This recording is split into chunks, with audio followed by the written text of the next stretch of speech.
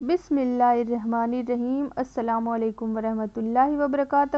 لے کر حاضر ہو رہی ہوں حضرت داؤد علیہ السلام کی زندگی کا سچا واقعہ اور ان کی کیسے فتح ہوئی، یہ تمام تفصیلات لے کر حاضر ہو رہی ہوں۔ اس سے پہلے آپ لوگوں سے ریکویسٹ ہے کہ ویڈیو کو لائک کریں اور چینل پر نئے ہیں تو ضرور سبسکرائب کریں۔ حضرت داؤد علیہ السلام 965 قبل مسیح فلسطین میں پیدا ہوئے۔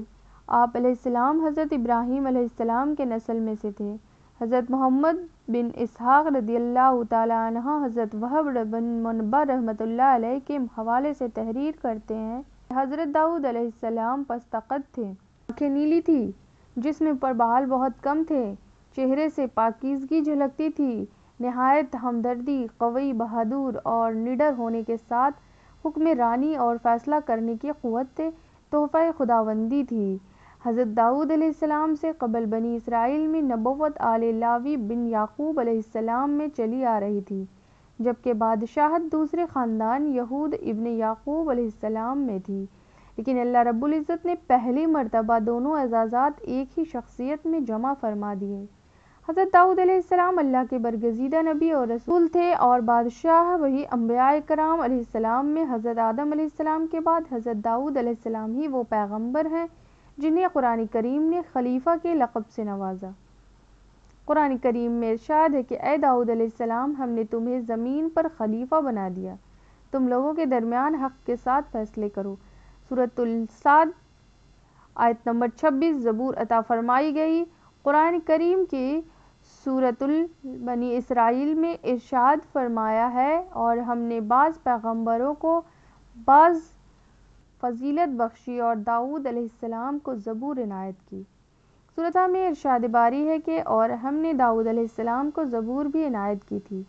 آیت نمبر 163 امام بغوی رحمۃ اللہ نے اپنی تفسیر میں لکھا ہے کہ زبور اللہ کی کتاب ہے جو حضرت داؤد علیہ السلام پر نازل ہوئی۔ اس میں 150 سورتیں ہیں جو دعاؤں اور حمد و ثنا پر مشتمل ہیں، تاہم ان میں حلال و حرام اور فرائض و حدود کا بیان نہیں ہے۔ زبور کی لغوی معنی پارے یا ٹکڑے کے ہیں۔ دراصل زبور کے نزول کا مقصد تورات کی تکمیل تھا، اس لیے گویا یہ تورات ہی کا ایک حصہ یا ٹکڑا ہے۔ زبور اللہ تعالیٰ کی حمد و ثنا سے مزین ہے اور حضرت داؤد علیہ السلام کو اللہ تعالیٰ نے دل نشین اور آواز اور سحر انگیز لحن عطا کیا۔ آپ علیہ السلام جب زبور کی تلاوت فرماتے تو وجد آفریں تلاوت سے مسحور ہو کر چرند پرند، درخت، پہاڑ، جن و انس، دریا و سمندر یعنی سب اللہ تعالیٰ کی حمد و ثنا میں محو ہو جاتے۔ اس لیے آج تک لحن داؤدی ضرب المثل مسند احمد میں حضرت ابو ہریرہ رضی اللہ تعالیٰ عنہ سے مروی ہے کہ رسول اکرم صلی اللہ علیہ وسلم نے فرمایا، داؤد علیہ السلام پر قرات کو آسان اور ہلکا کر دیا گیا تھا۔ وہ اپنے گھوڑے پر زین کسنے کا حکم فرماتے اور اس سے پہلے کہ زین کسی جاتی آپ پوری زبور تلاوت کر چکے ہوتے۔ حضور نبی کریم صلی اللہ علیہ وسلم جب حضرت ابو موسیٰ اشعری رضی اللہ تعالیٰ عنہ کی تلاوت قرآن سنتے تو فرماتے، ابو موسیٰ علیہ السلام کو اللہ نے لحن داؤدی عطا فرمایا ہے۔ قرآن پاک میں بھی ذکر ہے کہ 9 سورہ مبارکہ سورۃ البقرہ، سورۃ النساء، سورۃ المائدہ، سورۃ الانعام، سورۃ الاسراء، سورۃ الانبیاء، سورۃ النمل، سورۃ السبا اور سورۃ الصاد میں 16 مقامات پر حضرت داؤد علیہ السلام کا ذکر ہے۔ بعض سورتوں میں تفصیل سے اور بعض میں مختصر طور پر ان کے حالات و واقعات بیان کیے گئے ہیں۔ ان پر نازل کردہ کتاب زبور کا 3 سورتوں میں ذکر ہے۔ پہاڑوں جانوروں کی تسبیح۔ سورۃ الانبیاء میں فرماتے ہیں کہ ہم نے پہاڑوں کو داؤد علیہ السلام کے لیے مسخر کر دیا کہ ان کے ساتھ تسبیح کرتے تھے اور جانوروں کو بھی مسخر کر دیا تھا۔ آیت نمبر 79 نیز سورۃ الصاد میں ارشاد ہے، ہم نے پہاڑوں کو ان کے زیر فرمان کر دیا تھا کہ صبح و شام ان کے ساتھ اللہ کی تسبیح کیا کرتے تھے اور پرندوں کو بھی جمع رہتے تھے اور سب ان کے فرما بردار تھے۔ مفسرین کے مطابق اللہ تبارک و تعالیٰ نے پہاڑوں، پرندوں اور جانوروں کو حکم دیا تھا کہ جب حضرت داؤد علیہ السلام اللہ تعالیٰ کا ذکر کرے تو وہ سب بھی ان کلمات کو دہرائیں۔ جب وہ زبور کی تلاوت کرتے تو پرندے بھی ہوا میں ٹھہر کر ان کے ساتھ ذکر الہی میں شامل ہو جاتے۔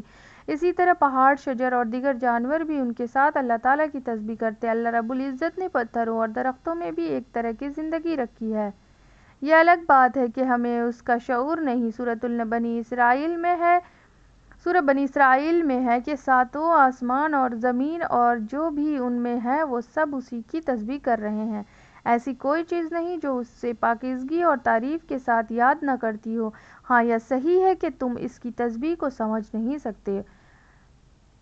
لوہا موم بھی بن جاتا ہے۔ حضرت داؤد علیہ السلام کا یہ سچا واقعہ ہے دوستو کہ اللہ تبارک و تعالیٰ نے حضرت داؤد علیہ السلام کو دوسرا معجزہ یہ عطا فرمایا کہ لوہے ان کے لیے موم کی طرح نرم فرما دیا۔ ارشاد باری تعالیٰ ہے، اور ان کے لیے ہم نے لوہے کو نرم کر دیا کہ کشادہ زریں بنا ہوا ہو۔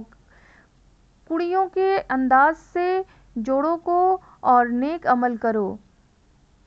قتادہ اور امش فرماتے ہیں کہ اللہ نے ان کے لیے لوہے کو نرم کر دیا، حتیٰ کہ بغیر آگ و بھٹی کے اپنے ساتھ اسے ہر طرح سے موڑ لیا کرتے تھے۔ انہیں لوہا موڑنے کے لیے ہتھوڑے کی ضرورت پڑتی اور نہ کسی دوسرے آواز کی۔ وہ موم کی طرح ہاتھ سے اس کی کڑیاں بنا لیا کرتے۔ حضرت قتادہ فرماتے ہیں کہ سب سے پہلے شخص جنہوں نے کڑیوں کو انتہائی محفوظ ذرہ بنائی وہ حضرت داؤد علیہ السلام ہے۔ اس سے پہلے صاف چادر کی ذرہ ہی بنتی تھی۔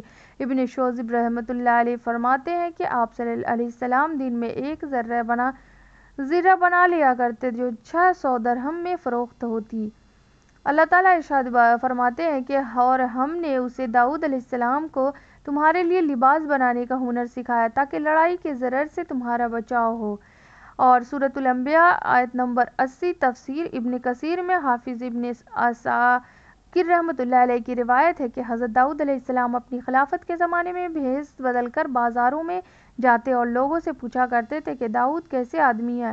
چونکہ سلطنت میں عدل و انصاف عام تھا اور لوگ آرام و عیش سے رہتے تھے، کسی کو حکومت سے شکایت نہ تھی، اس لیے آپ علیہ السلام جس سے بھی سوال کرتے وہ حضرت داؤد علیہ السلام کی تعریف ہی کرتا۔ اللہ تعالیٰ نے آپ علیہ السلام کی تعلیم کے لیے ایک فرشتے کو انسانی شکل میں بھیجا تو آپ علیہ السلام نے حسب عادت اس سے بھی وہی سوال کیا۔ فرشتے نے جواب دیا، داؤد بہت اچھے آدمی ہے، وہ اپنے نفس اور اپنی رعیت کے لیے بھی بہتر ہے، مگر ان میں ایک عادت ایسی ہے کہ وہ نہ ہوتی تو کامل انسان ہوتے۔ داؤد علیہ السلام نے پوچھا، وہ کیا عادت ہے؟ فرشتے نے کہا، وہ اپنے اور اہل عیال کے خرچ کے لیے بیت المال میں سے لیتے ہیں۔ یہ بات سن کر حضرت داؤد علیہ السلام نے دعا فرمائی، اے اللہ مجھے کوئی ایسا کام سکھا دے جو میں اپنے ہاتھ سے کروں اور اس کی اجرت سے اہل عیال کے اخراجات پورے کر سکوں، عوام کی خدمت اور سلطنت کے مقام کے تمام کام بلا معاوضہ کروں۔ ان کی دعا قبول ہوئی اور انہیں زرہ بنانے کا ہنر سکھا دیا گیا۔ عبادت و اطاعت میں قرآن کریم میں ارشاد ہے کہ ہمارے بندے داؤد علیہ السلام یاد کرو جو صاحب قوت تھے اور بے شک وہ رجوع کرنے والے تھے۔ سورۃ الصاد میں آیت نمبر 17 میں یہ فرماتے ہیں کہ اس آیت مبارکہ میں اللہ تعالیٰ نے حضرت داؤد علیہ السلام کے بہت زیادہ عبادت میں مصروف رہنے کی جانب اشارہ فرمایا ہے۔ حدیث مبارکہ میں آتا ہے کہ اللہ تعالیٰ کو سب سے زیادہ محبوب نماز داؤد علیہ السلام کی نماز اور سب سے زیادہ محبوب روزے داؤد علیہ السلام کے روزے ہیں۔ وہ نصف رات تک سوتے، پھر اٹھ کر رات کا تہائی حصہ عبادت میں کھڑے رہتے اور رات کے آخری حصے میں سو جاتے، ایک دن روزہ رکھتے اور ایک دن ناغہ کرتے، جنگ میں فرار نہ ہوتے۔ صحیح بخاری سے روایت ہے کہ حضرت داؤد علیہ السلام اپنے زمانے میں لوگوں کے مقتدر و پیشوا تھے۔ آپ عدل و انصاف اور زہد و تقویٰ میں مشہور تھے۔ آپ بے مثال خطیب بھی تھے اور خطبات میں حمد و ثنا کے بعد اما بعد سب سے پہلے انہوں نے ہی کہنا شروع کیا تھا۔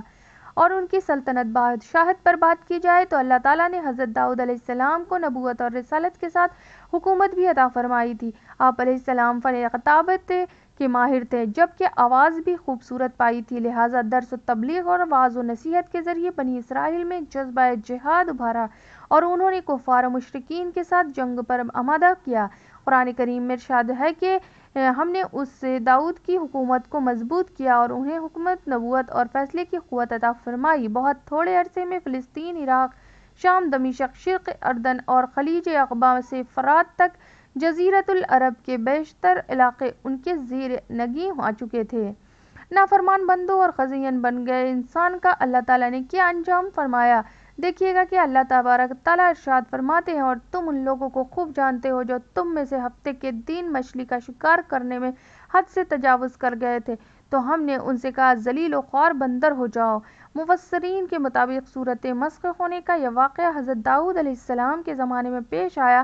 بنی اسرائیل کے لیے ہفتے کا دن صرف عبادت کے لیے مخصوص تھا، اور اس دن مچھلی کے شکار سمیت ہر دنیاوی کام ممنوع تھا، لیکن سمندر کے کنارے آباد مچھلی کے شوقین ان لوگوں نے حکم کی نافرمانی کی، جس پر اللہ تعالیٰ نے ان کی شکلوں کو مسخ کر دیا، اور پھر 3 دن بعد وہ سب لوگ مر گئے۔ تفسیر قرطبی میں یہ ہے کہ یہود نے شروع میں تو ہیلے بہانے کر کے مچھلیاں پکڑیں، پھر عام طور پر شکار کھیلنے لگے تو ان میں 2 جماعتیں ہو گئیں۔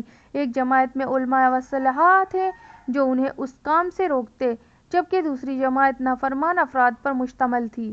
پھر بستی کے بھی 2 حصے کر لیے گئے اور ان کے باہمی تعلقات منقطع ہو گئے۔ ایک روز محسوس ہوا کہ جس حصے میں نافرمان رہتے ہیں وہاں بالکل سناٹا ہے۔ جب وہاں جا کر دیکھا گیا تو وہاں رہنے والوں کی صورت مسخ ہو چکی تھی۔ حضرت قتادہ فرماتے ہیں کہ ان کے جوان بندر اور بوڑھے خنزیر بنا دیے گئے تھے، مگر وہ اپنے رشتہ دار انسانوں کی پہچانتے تھے اور ان کے قریب آ کر روتے تھے۔ اور دیکھیے کہ نسل نہیں چلتی۔ حضرت عبداللہ بن مسعود رضی اللہ تعالیٰ عنہ سے روایت ہے کہ منقول ہے کہ بعض لوگوں نے اپنے زمانے کے بندروں اور خنزیروں کے بارے میں آن حضرت صلی اللہ علیہ وسلم سے دریافت کیا کہ کیا یہ وہی مسخ شدہ شکلوں والے یہودی ہیں؟ آپ صلی اللہ علیہ وسلم نے فرمایا اللہ تعالیٰ صورت کا عذاب نازل کرتے ہیں تو ان کی نسل نہیں چلتی بلکہ چند روز میں ہلاک ہو کر ختم ہو جاتے ہیں۔ بندر اور خنزیر دنیا میں پہلے ہی سے موجود تھے۔ حضرت داؤد علیہ السلام کا جو وصال کا وقت آیا وہ یہ تھا کہ حضرت داؤد علیہ السلام نے 100 سال کی عمر میں وفات پائی۔ آپ نے وسیع العریض سلطنت پر 40 سال حکومت کی۔ حضرت ابن عباس رضی اللہ تعالیٰ عنہ سے مروی ہے کہ حضرت داؤد علیہ السلام ہفتے کے دن اچانک وفات پا گئے اور پرندوں کی ٹکڑیاں ابر پر کی طرح ان پر سایہ فگن تھیں۔ آپ علیہ السلام کے جنازے میں شریک صرف علماء بنی اسرائیل کی تعداد 40,000 تھی، جبکہ عوام الناس کی کثیر تعداد اس کے علاوہ تھی۔ بنی اسرائیل میں حضرت موسیٰ علیہ السلام اور حضرت ہارون علیہ السلام کی وفات کے بعد اس قدر رنج و غم کسی اور کی وفات پر نہ ہوا تھا۔ جزاک اللہ خیر۔ ملتی ہوں نیکسٹ ویڈیو میں کچھ اور لے کر، تب تک کے لیے دیجیے اجازت۔ اللہ حافظ۔